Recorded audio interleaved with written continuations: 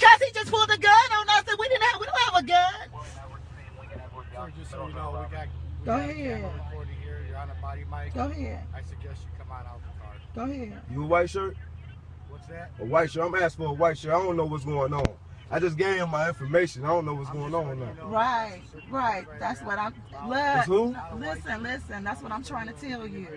Okay. I don't know what's going on. I never got out of the vehicle from seat being in belt. the I rolled the passenger window side. down. You know what He I'm asked saying? for I my never got. license and insurance. I gave it to him. Okay. Now he asked the man. Well, y'all got white shirts here? That's sitting beside me. He asked Y'all got his somebody in ID. charge of He y'all. said he didn't have any ID. Well, I just gave him my information. So they asked him, you know, and I said, I just gave both of them my information. Y'all got my information, right? I don't have my license. I mean, if you're gonna give me a ticket for no seatbelt, if you're gonna give me a ticket for no seatbelt, right here, then just give me a ticket so I can go to the hospital because the doctor called me to tell me to come in because my mom is about to pass away. All right, so I guess he's looking for his information in his book bag. When he digs in his book bag, they pulls a gun out. What was the purpose of a gun? And now they asking me to open my door so I can get out. I'm scared. If you can pull out a gun in front of it's two kids in the back seat. If you understand? Yes. All right. No, don't mess my. Now they about to mess my. No. I'm not the operator in this vehicle. So if you do that, all right. I'm not the operation in this vehicle. Are you gonna open the door? Why do you say somebody's not gonna hurt you? People are getting shot by the police. Oh shit! Damn!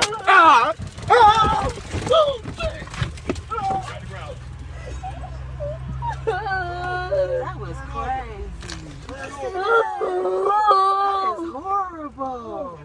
This is a horrible situation right here. This is wait. This are you recording that? Yeah. This is terrible.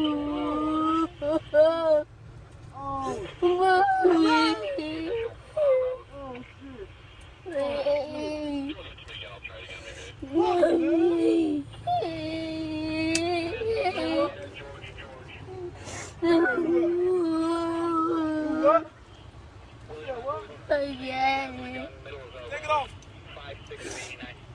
Oh shit! This is crazy. Fuck. Shit! Take it off, man! Oh no, Bobby.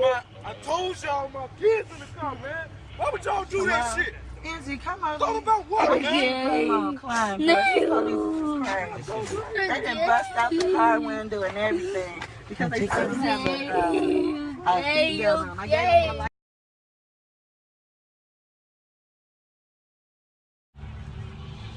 Yes, my mom. No, I'm not making it worse now. I'm scared for my life. Because he just pulled a gun on us and we don't have a gun. Sir, just so you know, we got Go ahead. recording here. You're on a body mic. Go ahead. I suggest you come on out the car. Go ahead. You a white shirt? What's that? A white shirt. I'm asking for a white shirt. I don't know what's going on. I just gave him my information. I don't know what's going on now. Right. That's what I'm. It's who? Listen. That's what I'm trying to tell you.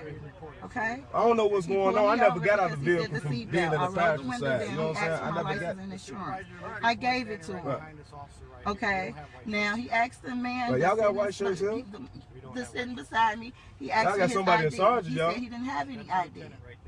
Well, I just gave him my information. So they asked him, you know, and I said, I just gave both of them my information. Y'all got my information, right? I don't have my license. I mean, if you're gonna give me a ticket for no seatbelt, if you're gonna give me a ticket for no seatbelt, right here, then just give me a ticket so I can go to the hospital because the doctor called me to tell me to come in because my mom is about to pass away. All right, so I guess he's looking for his information in his book bag. When he digs in his book bag, they pulls a gun out. What was the purpose of a gun? And now they asking me to open my door so I can get out. I'm scared. If you can pull out a gun in front of it's two kids in the back seat. Door for you. If you understand? yes. All right. No, don't mess my. Now they about to mess my. No. I'm not the operator of this vehicle. So if you do that, all right. I'm not the operation of this vehicle. Are you gonna open the door? Why do you say somebody's not gonna hurt you? People are getting shot by the police. Oh shit! Damn!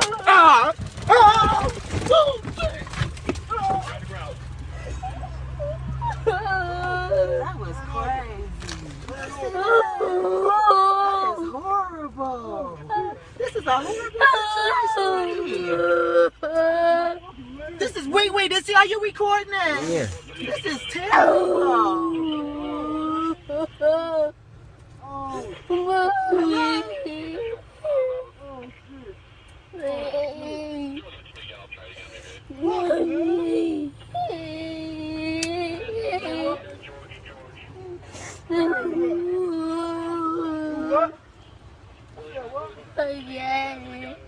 Take it off.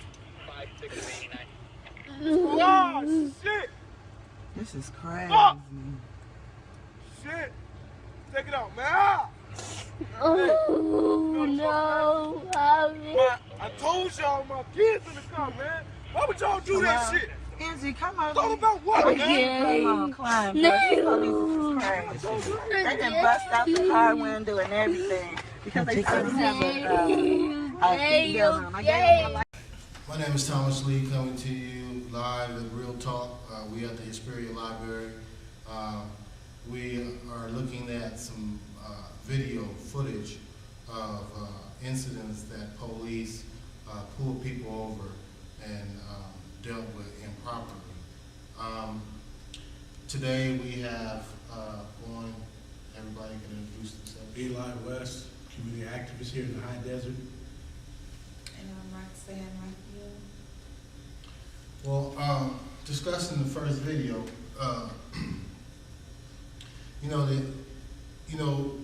as black men, we have to really be aware of how to deal with ordinary traffic stops, because as you see, an ordinary traffic stop could be, the difference between life and death.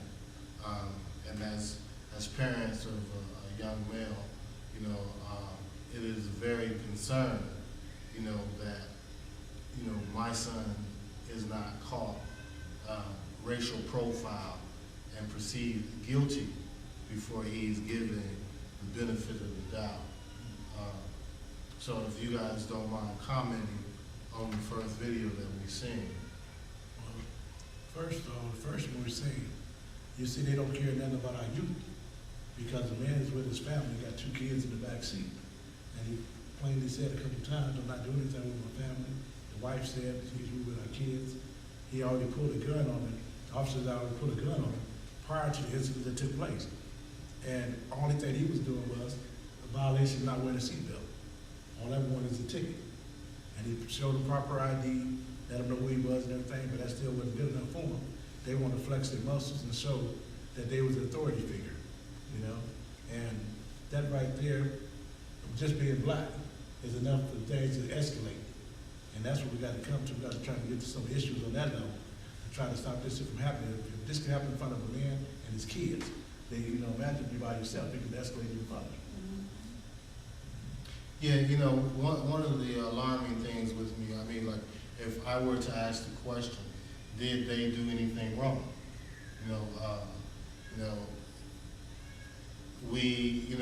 The thing is compliance.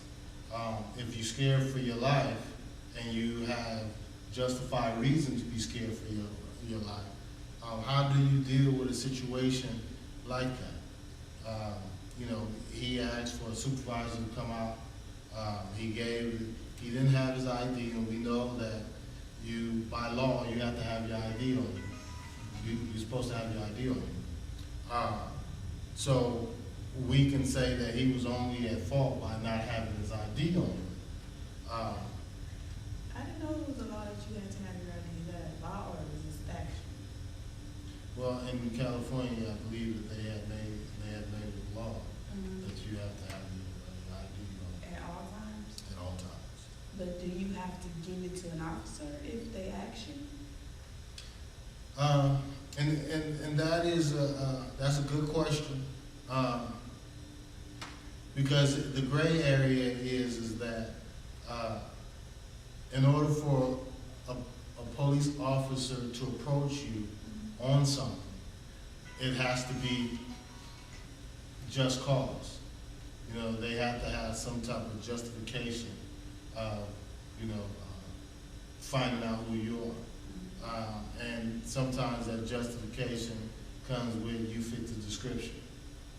Sometimes that justification comes with when you are driving, but the gentleman wasn't driving the car. So, that's strange to, have a passenger get out the car when he wasn't driving. But that just goes to say that racial profiling. The black male image has become perceived as a criminal. So he was criminalized during that event because the only reason why the police would ask him to get out of the car is to see if he has any warrants, So it's not giving him the benefit of the doubt, even though that he wrote his information on a piece of paper, gave it to the police. That wasn't good enough for the police. Is that what he did wrong? I mean, did he have to even give them anything? He has a right. I mean, I know someone who's been in a situation where they were in the car near the passenger and the police tried to give him a ticket and he wouldn't give them his ID. You can do whatever you want. He wasn't signing a ticket or anything. And he was an older African-American guy, but they do, I know that you do have a right, you know what I mean?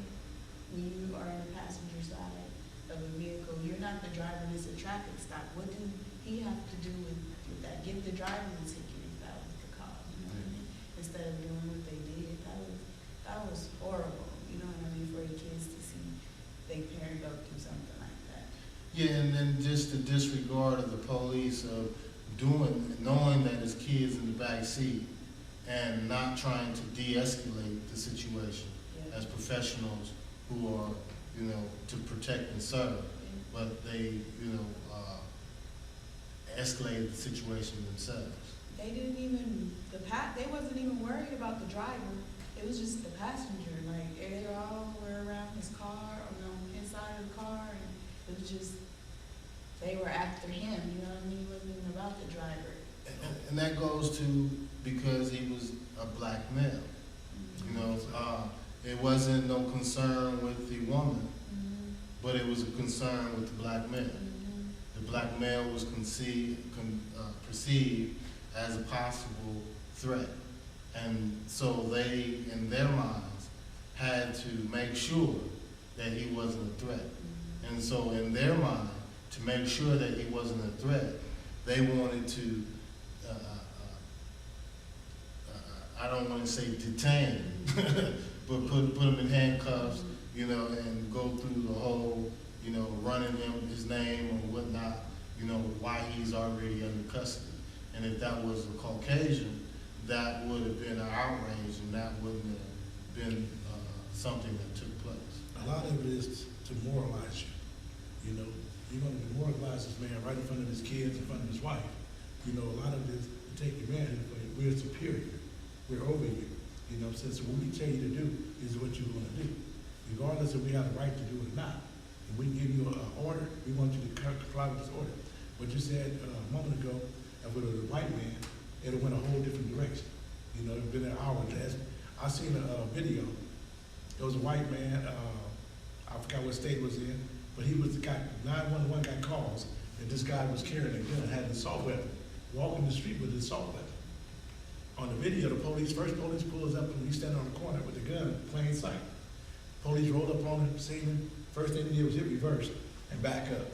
Call for reverse, or call for backup. More officers came on the scene. The officer was on his speaker, talking to the man. Sir, put down your weapon. He said, no, what do I put my weapon down for? I have a right to carry my weapon. Sir, you do have a right to carry your weapon, but can you just put down the weapon? The conversation went back and forth with him for like about a good 20 minutes, And I'm sitting there looking at the video, and I said, well, a black man carrying a gun, he even had a gun holstered, and they tell him to do something with it. He could have got shot, he reached for the gun and put it down. But they went on back and forth with it. And the officer, the guy said, "Why don't you come over here and get the gun from me?" The officer said, "Well, today is not a good day to get shot, you know, so we prefer you just put the weapon down and we take care of the issue that way." After it went on and on, the man sit down on the curb, cross his leg, holding his gun. And they still do that. The conversation goes on and on. He finally put his gun down.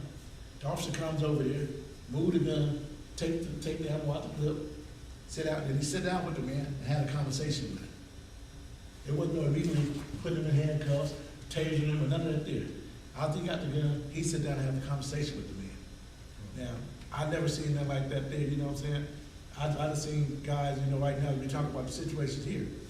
You know, we have situations here in Victorville as well, where guys getting tased for nothing, don't even have a weapon, and they tased you. Yeah. So there was no action taken against this man here. So when you see this here, and there, you can see it, a lot of people are going to be a little bit more apprehensive not to just react to what they're doing, react to what they say, because you know there's some kind of fallback from it. When your life is in danger, like the man said, but they've been showing the video, but you can hear him say a couple times that they already pulled a gun out on him already. You know, so if you already got a gun pulled out on you, you ain't finna, you know, just go reply to it. Had a friend of mine that we was in Pomona, and we was outside fixing on my friend's car, putting music in the car, and a police officer rolled up on us. The first thing they did was pull a gun out on us, and saying that they had some things happened a couple of nights before, and now they're looking for somebody. And as the officer talking to us with the gun out on us still, my friend uncle looked out the window, and he asked my friend, the officer asked my friend, "Who was that in the window?" He said, "That's my uncle." He said, "Tell him to come out here." And then, you know, he said, "Huh?" And then so the officer told his uncle, "Come on out here. You know, come on out here." And my friend uncle said, "You must be a damn fool. They can come outside and let you put a gun on me." You know what I'm saying? But in real talk though, you know, and the same officer, a couple minutes later, a guy turned the corner, which was way down the other end of the block. When he turned the corner, the officer got the gun on us, he stopped and put the gun on the other guy, made him stop in the middle of the street, and told him he'd seen him throw dope in his mouth when he turned the corner, and took him out the car and arrested him, you know? And so it's a lot of things like that there. There's no way in the world you can see the man way down the street, put anything, he's on the corner, you know, unless you got x-ray vision. When at the same time, he's paying attention to you guys. Well, he's paying attention to us. Mm-hmm. You know, and this is some of the things that we face every day as black males. And then when we say things like racial profiling, the criminal justice system is unfair, you know, you have statistics to show that. And so it's not just that we're just, you know, saying things and it's not a reality, you know, and it's frustrating that, you know, as a father of a young black male, you know, I'm concerned, you know, if there is, you know, such a disregard for the black male image, I mean, by law enforcement, you know, whereas, you know, if it was a white child, you know, the white child would be given the benefit of the doubt opposed to a black child. We understand that, you know, there are criminals that are black, just as well as there are criminals that are white.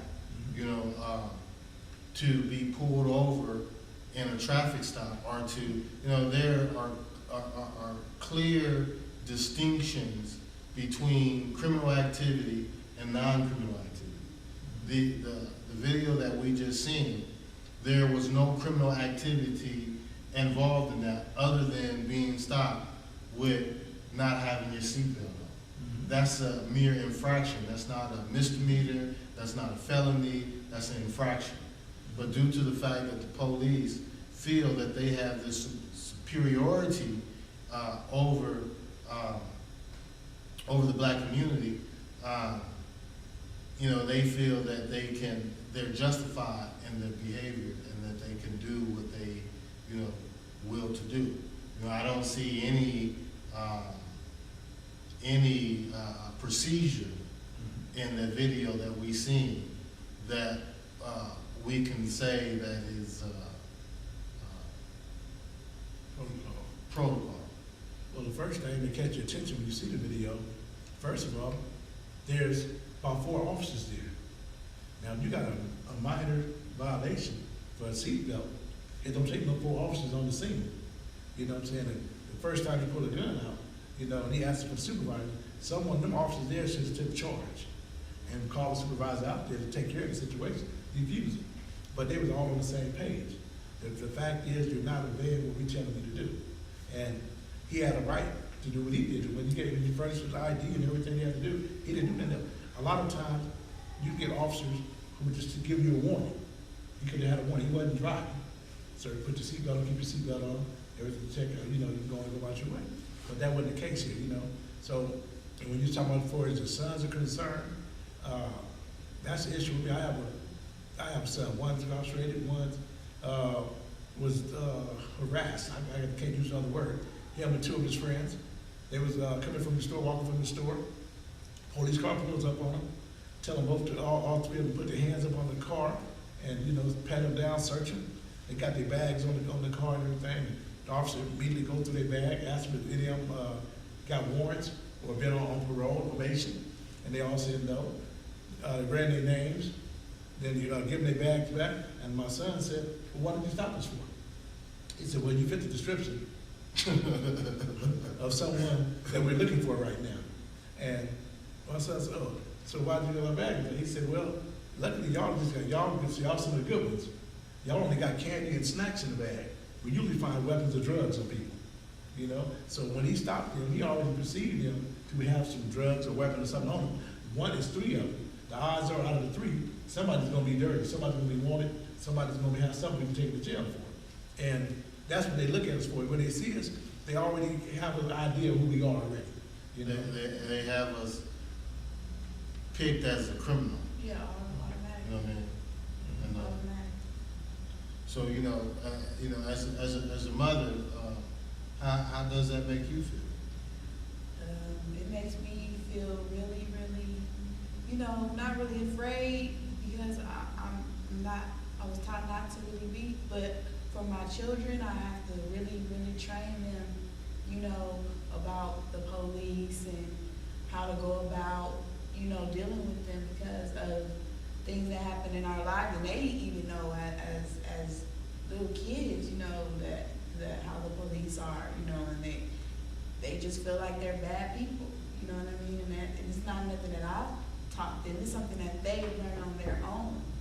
And so for my son to grow up and have to deal with that scares me, the prison system and the police, how they do whatever they want. It don't matter if you know your rights or not.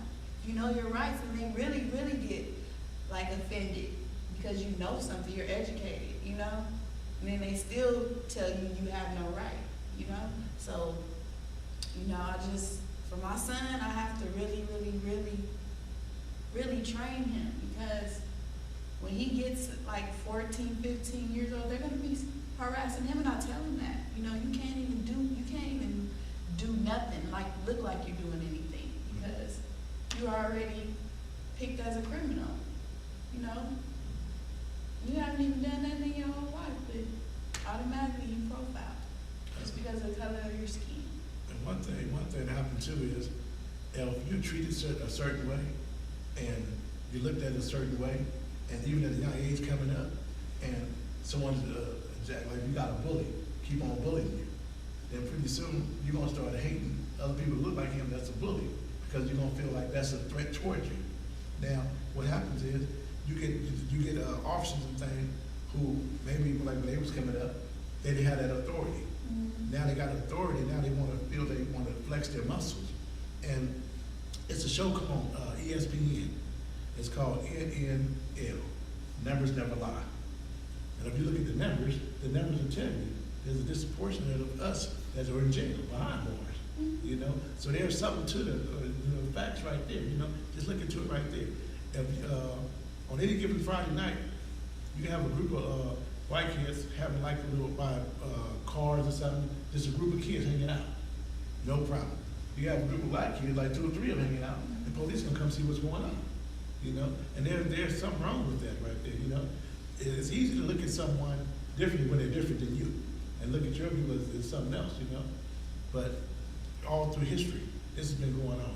I mean, it's very unfortunate, man. It's like it's one thing if you were, a lot of times people may say you never experienced racism. You are living in a whole different time. And, you know, just personally, you know, I grew up part of my life in Claremont, and, you know, back in the, you know, early 80s, 70s, that were considered, you know, it was predominantly Caucasian or whatnot. I remember me and a friend of mine was playing on the block, and it was a vacant house, like diagonally, you know, to my house. We've been living in this house for years, you know, and literally we in front of my house. And so it was a police officer that came, and automatically the police officer assumed that we were breaking into the house. This is broad daylight, you know, and so he trying to have, you know, us sit on the curb, you know, constantly asking us, you know, where are, you know, thinking that we have other accomplices, you know, asking us where, you know, the other people that we were with, when it was only just me and my friend playing, literally playing in the front of my house.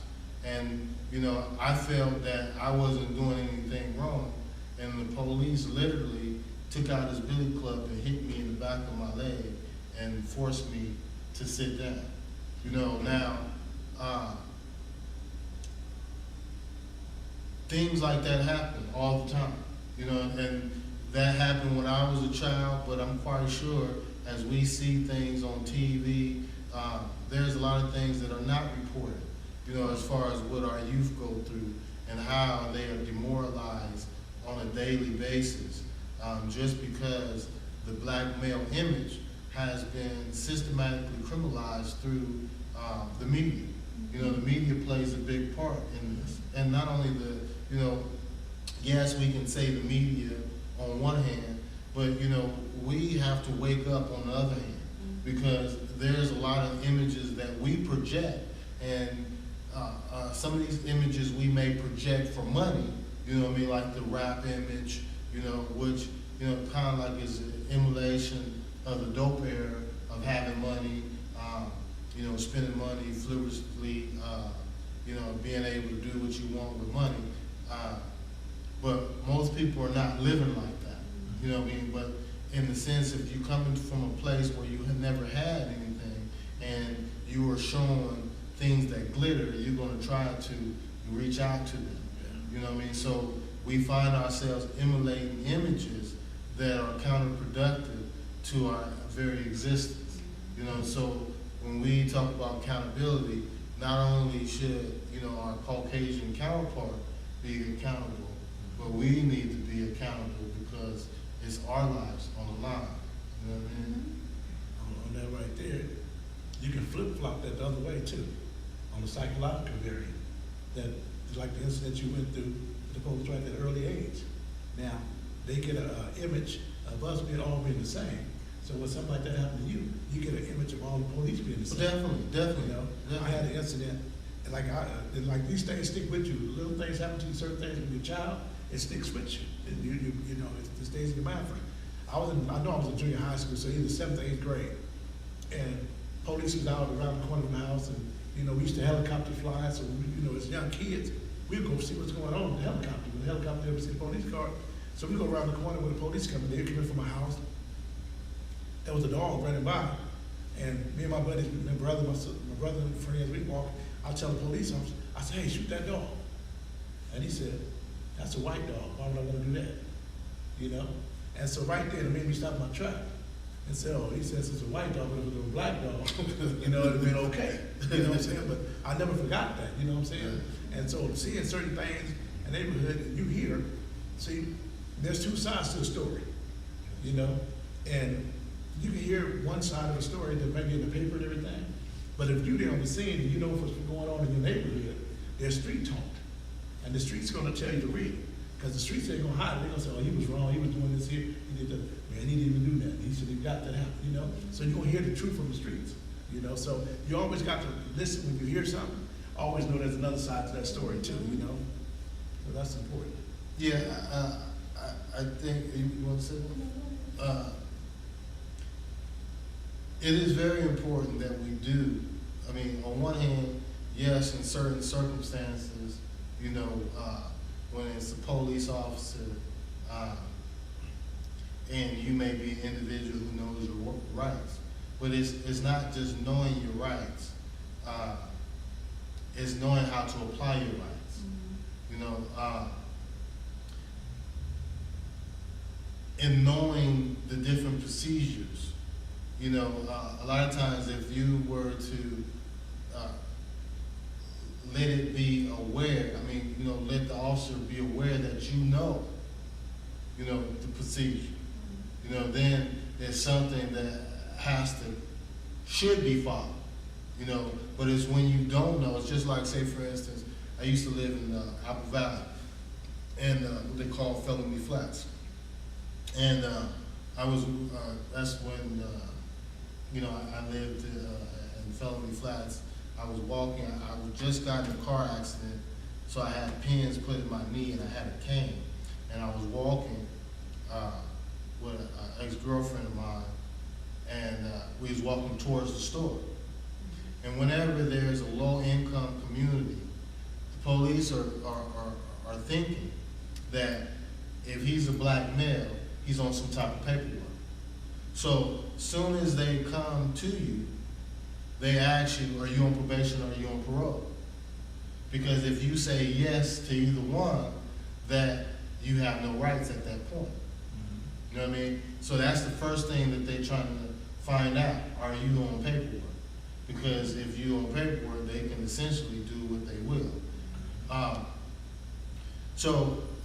Make a long story short, as I was walking to the store, on a cane, with pins in my knees, they approached me in a hostile manner, and you know, I'm like, what's going on?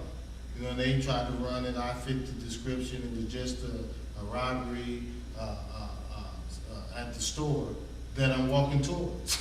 So why am I gonna walk to the store that I just robbed and I got a cane? You know what I mean? So to say that you fit the description is a typical, something typical that they say to justify their actions. To ask you, are you on probation or parole, is something that they ask you typically to find out if you're on some type of paperwork. And that way, if you know your rights is null and void if you're on any type of paperwork. But they assume they approach the black community or the low-income community. If they haven't seen you before and they're not familiar with their face, they treat the black community or the low-income community like a prison. You know, the police that patrol, they feel that they need to know everybody on the yard. Everybody that lives in this area, they want to know who that person is. So if they've never seen you before and you walk in, they're going to pull you over just to see who you are, make that contact with you, you know what I mean, to see who's now within their domain of the area that they have to watch. You know, it's games that are being played that we, the public, are not aware of, but the tactics that they use is more so trying to contain us, you know, and treat us like we are not even citizens, you know, which in 2014 is unacceptable. You know what I mean? Well, you said that right there. I had to laugh a little bit, right? Because it was describing it. It seemed like somebody saying animal safari. You know what I'm saying? You want to tag all the animals inside this boundary. You can know their whereabouts. You know what animals doing what, and come around. You can tell them. Okay, that's what's that animal doing over there? What's that doing over there? You know. So we're treated a lot of time. You know, you have to laugh at it when you look at it really from outside the box, because you're treated a lot of times like you're not human. You know, like people would have no rights. And, you know, if you're not animals even have rights. You know, if you see a dog hurt, you know what I'm saying, you call the humane society, or you call someone to try to help the animal. You know, you're not supposed to kick a dog, you're not supposed to shoot a dog, you're not supposed to do certain things. But certain things, the same way the animal had a right, is get violated with us. You know? Aren't the police civil servants? They work for the public, right? Public servants, right? Yes. So I mean, why ideally, do they have all these? we have to understand, in this conversation, we really don't have with one another. You know, yes, we would like to say that America is our home, you know, our country. You know, when the Constitution was written, it didn't apply to us. You know, And the only reason why the Constitution, slavery ended, you know what I mean, because the North wanted to, keep the Union intact. You know, as far as slaves, that wasn't even the issue. The issue was keeping the Union intact. And, the slave issue was just a tool to keep the Union intact. We go to, black folks was, it was said that we were 3/5 human beings. We have a history here in America that is not just over with.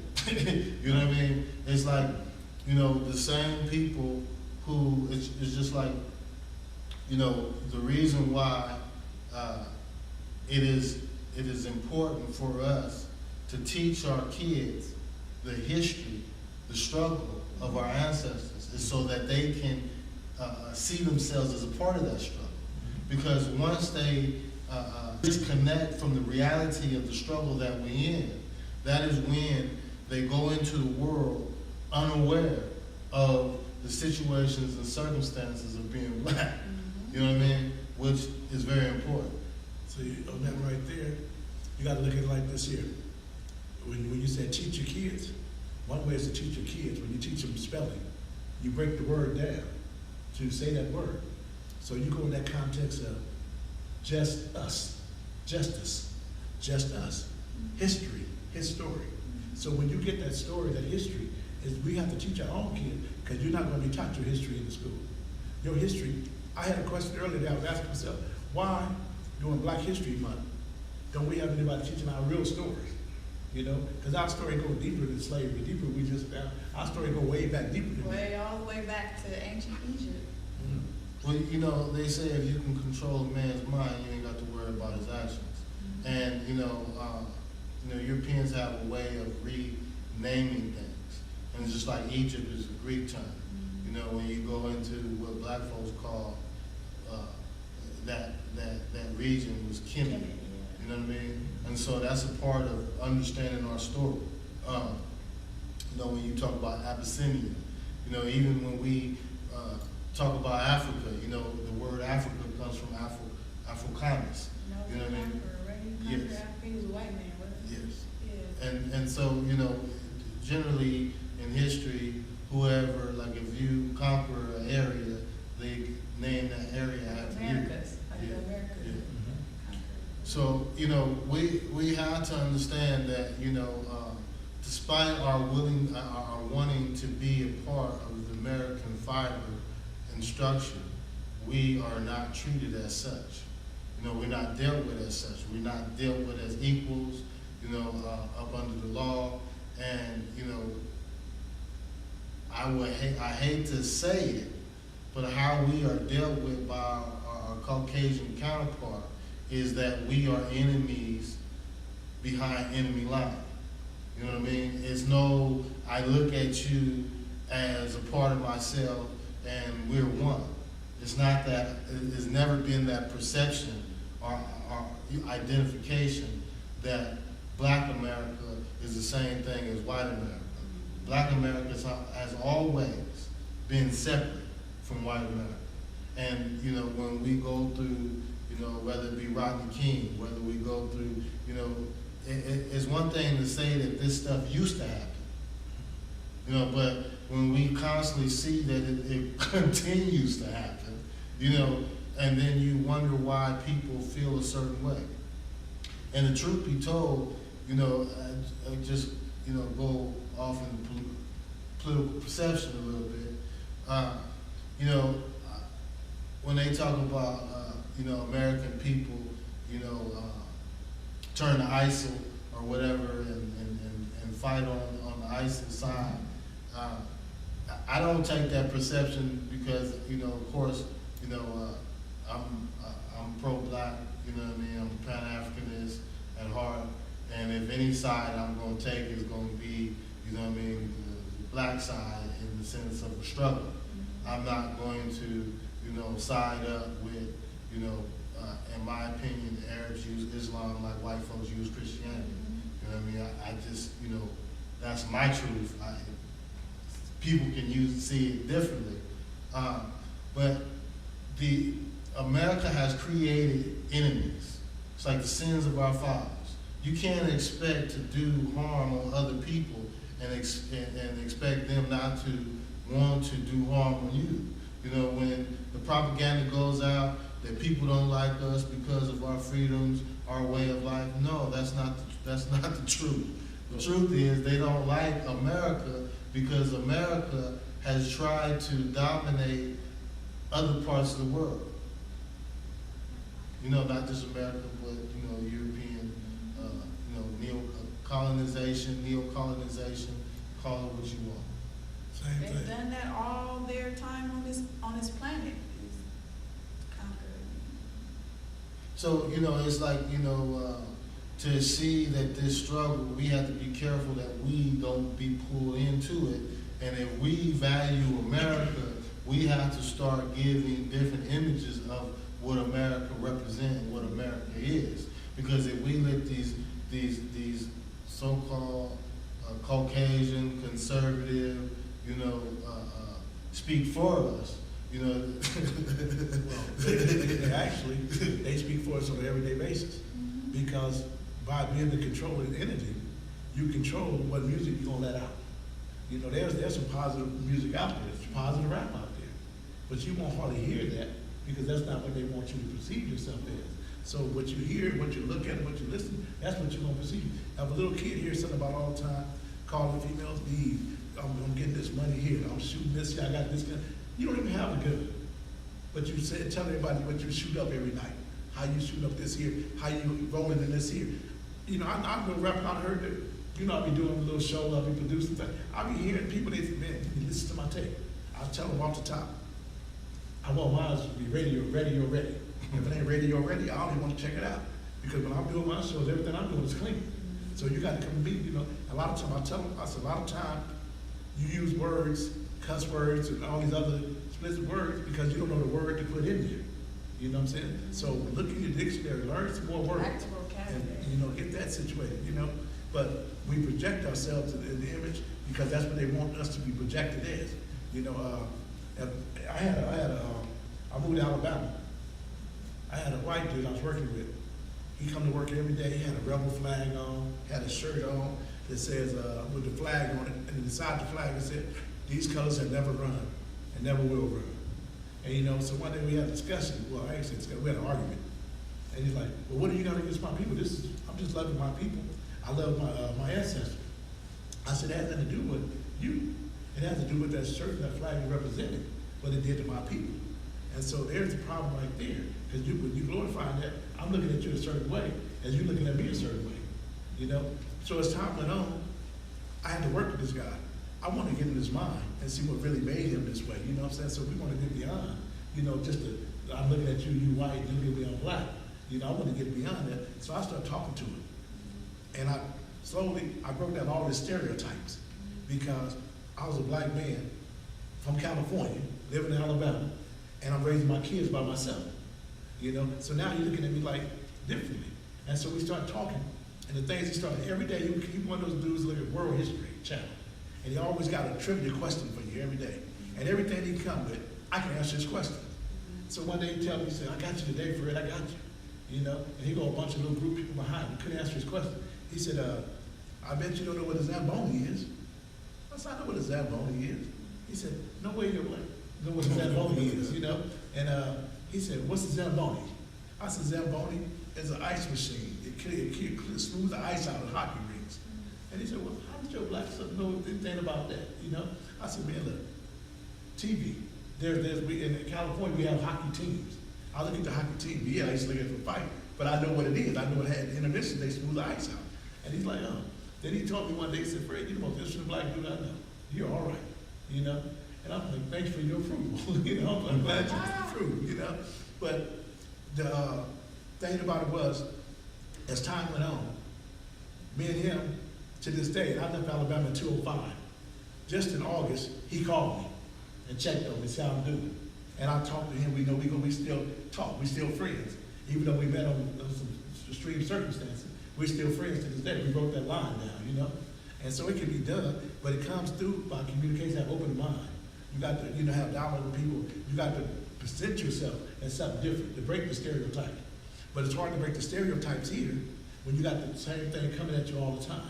When a lot of people, they have a closed mind. When they see it's funny how two eyes can see the same thing, you know, but you can see a whole different picture depending on what side you're on, you know, because your mind already have this black guy. You see the black guy back on that subject with the guy in the car with his wife and family. Now, if somebody else can see that there, and they can say, well, he must have been doing something. They're not showing you everything. He did something. Now, your mind gonna tell you he did something, even though you see what happened. Your mind's telling you he did something. They made him act like that. You know. I think it's a war on our youth and our children, and they use the media and the videos and the music to put you in a certain trance to make you want that image and make you go do whatever you can to get it, so they can fill these prisons up and these people can continue to be rich. And I'm trying to get my kids around that path, you know what I mean? So they won't fall into that. Definitely. You know, and you know, you raise a very, you know, important point when it comes to race relations. A lot of times the just like segregation, as long as you can keep people apart, right, they never get to know each other. Mm-hmm. And when they don't get to know each other, they can't see their similarities and what they have in common, and build around that. So it's always, and the greatest segregation in society now is mental. You know, just like you said, it's all about your perception. You know, if you are told and from the things that you are told you believe, then your mind will function a certain way according to your belief pattern. You know what I mean? Just like you said, in the other eye, someone would try to make sense of that. Well, he had to do something wrong because the police wouldn't do that. You know what I mean? The police just wouldn't do that. I couldn't see the police doing that, but we see that all the time. And the flip side is that the police subconsciously fall victim as well. You know, white society falls victim to, you know, the criminal image of the black male. And so, you know, they may have good intentions, but just the orientation that they have, you know, just like, you know, when you know, back in the day, and you had Crips and Bloods, and, you know, Cripsy Red he's orientated his brain to where when he see red, you know, his body would quiver, or vice versa.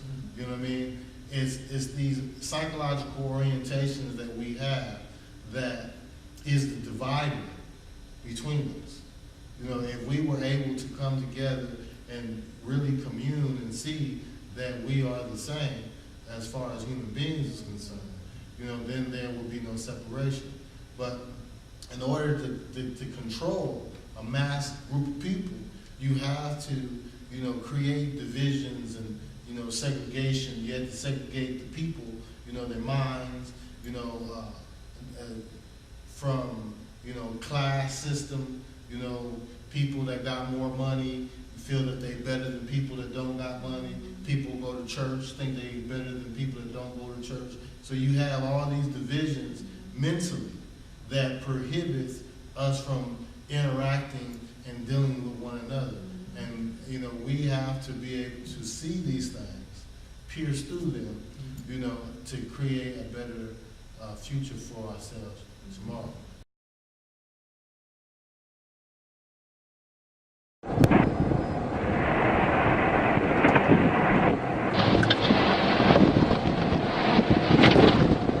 Can I see your license, please? Get out of the car! Get out of the car! Get on the ground!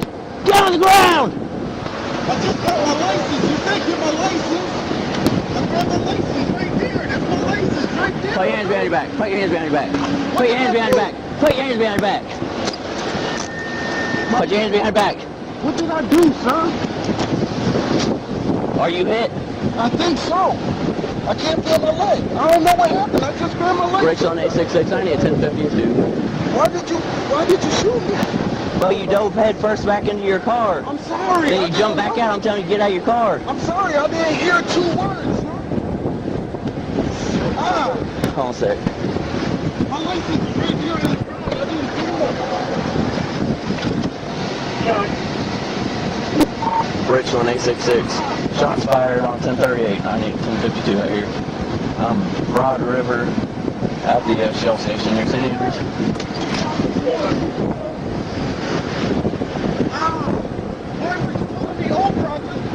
You seatbelt violation, sir. Seatbelt? I just pulled it off right there at the corner to pull in the gas station. Well, I got help come to you, okay? I got help come to you. I'm sorry.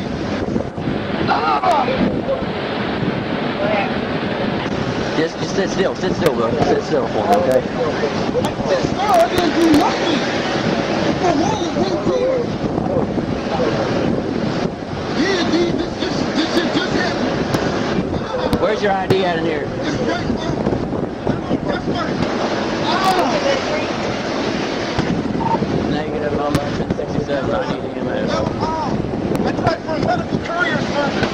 That's my picture ID. Just hang tight. Just hang tight. Just hang tight.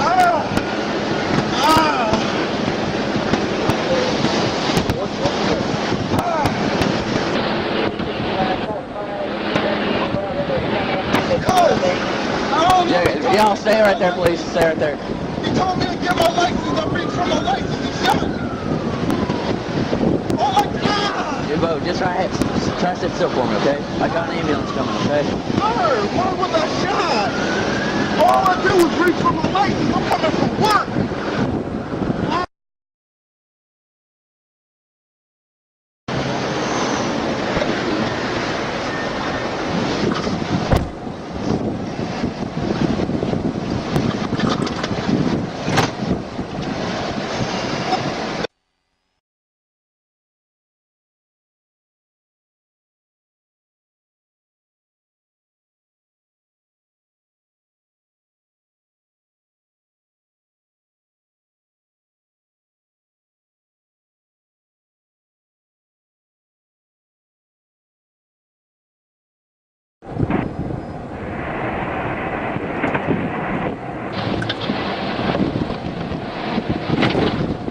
Can I see your license, please?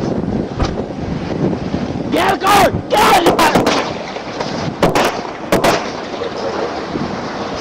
Get on the ground! Get on the ground! I just got my license. You said get my license.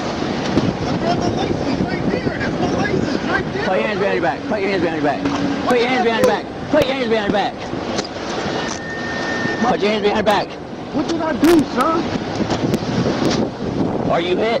I think so. I can't feel my leg. I don't know what happened. I just grabbed my leg. Richland 866. I need 1052. Why did you shoot me?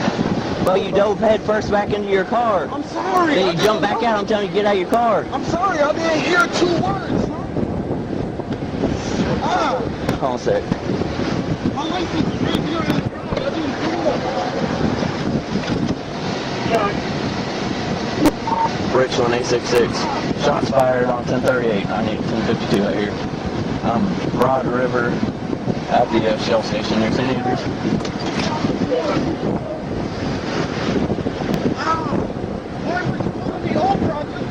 You seatbelt violation, sir. Seatbelt? I just pulled it off right there at the corner to pull in the gas station. Well, I got help come to you, okay? I got help come to you. I'm sorry.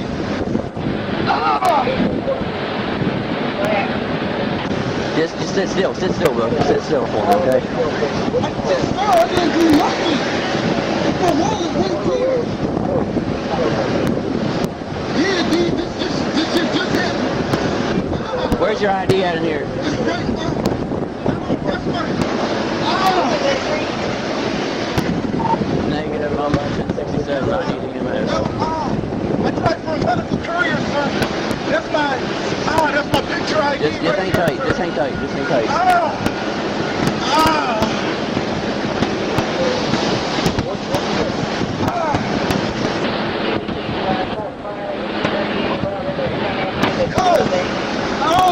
Y'all stay right there, please. Stay right there.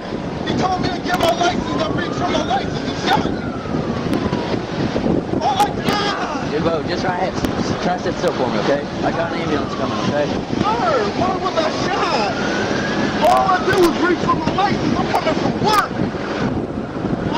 The next film, speaking on the second film, you know, again, it was a minor traffic violation that it is supposed that the police officer pulled the gentleman over. The gentleman was at the gas station in line, his car was in line. He already got out the car. The police said, you know, something about ID. He checked his pockets, seen that he didn't have his wallet on him, his ID on him, and motioned back to the car. And as soon as he motioned back to the car, the police seen him as a threat and shot him. Now, if that was a Caucasian, on the other hand, would his actions be perceived as threatening? You know what I mean? It would have been a whole different depiction of what the reality on the ground was. You know, so this man, you know, he reaches back to the his car. You know, he should have known, dealing with white police officers, you can't make any sudden movements because already you pegged as a possible criminal. But him in his mind, being a working man, you know, not having anything to fear, you know, react in a normal sense of anybody would react. And the police just sprayed him with gunshots. You know what I mean? And later on, as you see the film, the police kind of seen that, you know, what he did was, you know, a jump of the gun, as you will. But now this man is laying down on the ground, handcuffed, shot, handcuffed, you know, and he didn't have no weapon. So when it is said that racial profiling is illegal, it's still going on today. And people are dying from racial profiling. Because racial profiling is criminal profiling. They have combined the criminal profile with the black male image. So whenever you see a black male, you think of criminal, because the criminal profile overlaps with the black male profile. And so when you say racial profiling, you might as well say criminal profiling. Well, it's hand in hand. On that video there, I even questioned the fact what the officer even went over there and stopped him in the first place. He said, because you can clearly see from the camera point where the officer was sitting at, when the vehicle was already stationed at the station, or he was already at the gas pump already. If he came in there, you can see the vehicle, that's the vehicle that came in there. Then you can even see who was driving the car. That's more what seatbelt is or anything else. All you see was a car moved in. Now, first thing he did when he pulled up, when the man pulled out, because he couldn't over to sit. And if he did something wrong, he would have went right there before the man even got out of the car. It wasn't until he got out of the car and you could see his color that he went over there and, you know, got at him. And then when he get at him, he asked the man, where's your ID? He said, where's your seatbelt? He said, I just pulled it off when I pulled it to the gas station. He said, where's your driving light? Clearly, as you said, he's patted himself out right here. You know, he reached in the back here for his car. The officer started shooting. When he get hit, then he said, why don't you go back in the car? He said, you asked me for my ID. He said, I told you to get out the car. You didn't tell him that until you started shooting. Once you started shooting, then you said, you know. He was already off the car when he pulled up. He said, get your license, where's your driver's license at? So he we go back in the car and then he what are you doing? And he starts shooting. You know what I mean? And that's not even, he was already stopped, first of all, when he pulled up. You know what I mean? Like, how is that? How can that even happen? Well, I had an incident like that happen to me. It went out to that extreme where it was happening. I was in Alabama, so this is like 94, 95. I was with my little baby girl.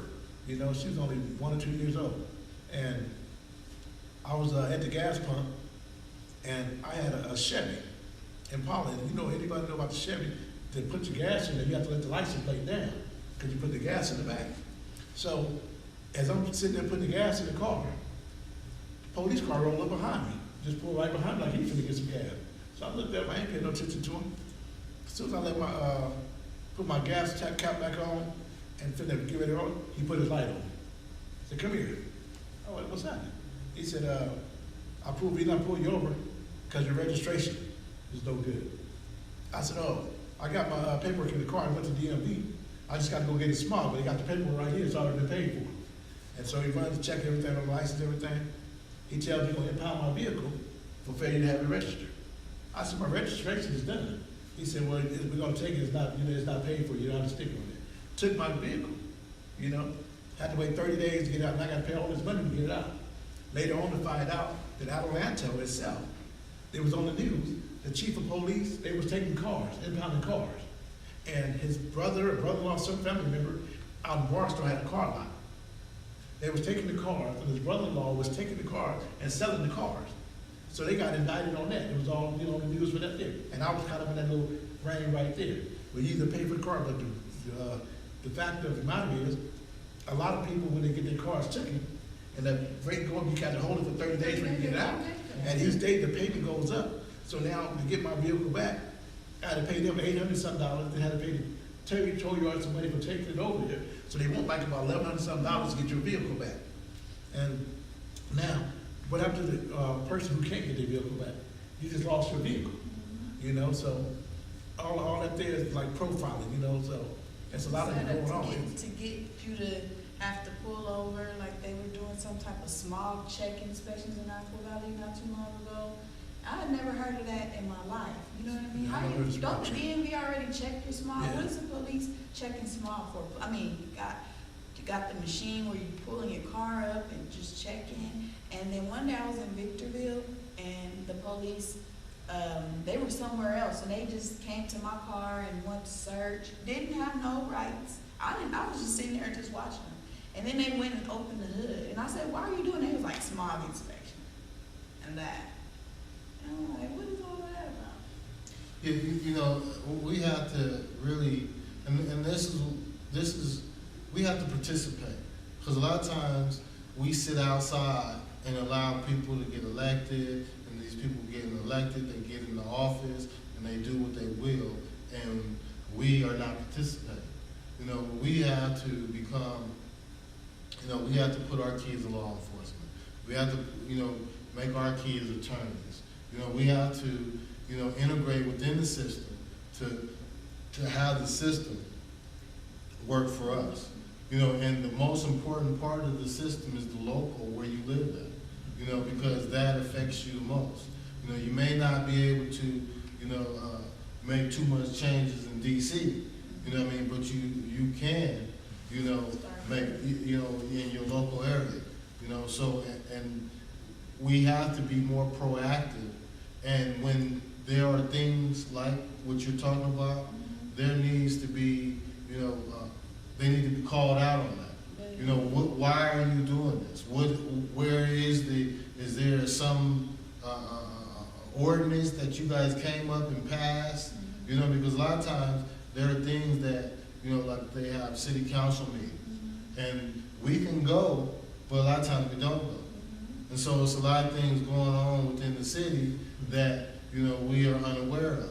And if you live in a particular township, you have to participate in that township for you to get some type of representation. Because a lot of us, have no representation because we don't participate within the local system. I had a committee, as I had a little committee together, right? We started going to city hall meetings. First one we went to in Victorville, it was like about 5 or 6 of us. Small, like we all sit together. We're the only blacks in there, at the city hall meeting. So they went through all these different ordinances, different things. They're doing recommendations that's on the paperwork. At the end of the city hall meeting, if you have a complaint or something you want to, talk about, you can come up. And now we had no issue going on. We just wanted to sit there on the city hall meeting to see what's going on. The first thing that the mayor said before the time where everybody else can speak up, well, if you're not on the documentation, you only can speak 3 minutes. It's only a 3-minute time. We're not going to get into the debate today, And that was like, to us, he just knew we was there because we had a specific grievance, because that's the only time we come out when something affects us.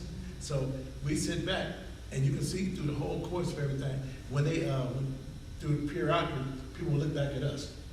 And then once he said, make that statement there, we only have like 3 minutes to speak. You know, whatever your complaint is. Everybody's kind of like looking back at us, waiting on us to get up. Like we had to complain, like that's when we had to complain about something, you know?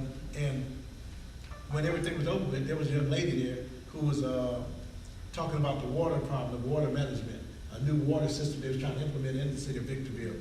When everything was over with, I talked to her because I wanted to know what was going on with the water company, you know, I want to know about these issues.